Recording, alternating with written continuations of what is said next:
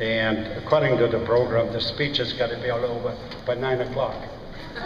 So, but maybe we can extend it for 5 minutes. I'm always delighted and feel great to be amongst people which love horses. And I should perhaps quickly tell you what the definition of a horse lover is. Them two sailors were on a merchant boat from New York to Southampton, England, and they were about 2 weeks on the boat. And as they just were sailing into Southampton, Johnny asked Billy, he says, "Billy," it was a Saturday afternoon, "Billy, what are you doing tonight?"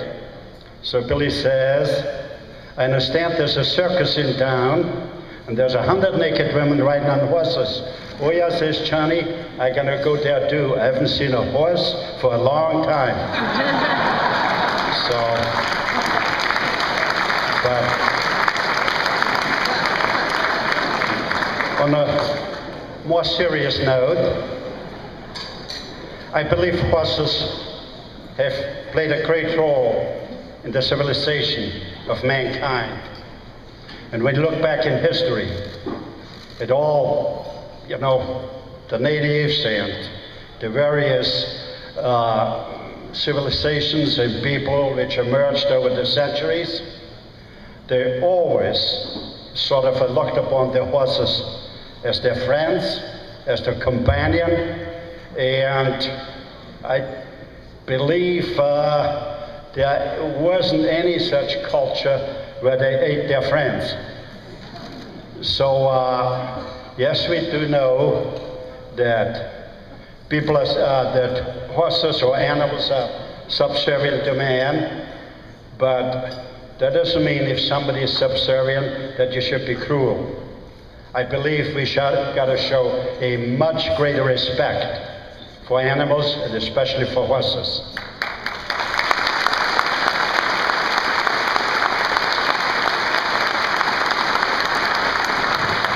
I wasn't quite sure what the criteria was to receive this award.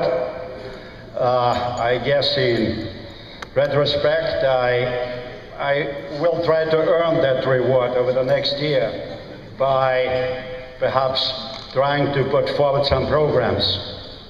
And as I was sitting here this afternoon, or this afternoon, I kind of was thinking, what should I say here? Again, as I said early on, we got to show a much greater respect for horses. And I think it is a responsibility when you buy a horse. There's usually not much of a problem if people buy a pleasure horse, right? Because they only buy that because they love horses, they might ride it, they must just look at it. And so there's usually very little problem about that. But I think racing has gone a little off track. And I think we have a lot of people in there which hardly can support themselves. So I'm not looking down on anybody, far from it. But I think to own a horse, I think you must show respect. So my recommendation will be, I will be writing letters to all the racing commissions where I would say, in order that you get a license, that you can run a horse, you might have to pay about, I would say, $5,000 to $10,000, which would have to go in a retirement fund. Okay? So I think this way, I think everybody's got to make their contributions.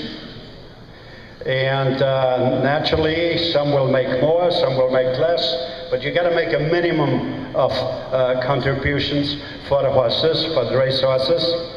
And then we could take a look. Maybe we can buy a number of large farms, a few thousand acres each. Not that it doesn't have to be right in front of New York, or it could be a little further out. So that land wouldn't be that expensive. and we could return horses, give them sort of a natural way, a natural life to sort of end their days. And by doing that, I think we should be able to get enough monies to be able to do that program. So anyway, it's dinner time. I guess I spoke a little more than 5 minutes. Again, I'm honored that I've received that award, and I will try to earn that reward over the next year. Thank you, Earle. Thank you.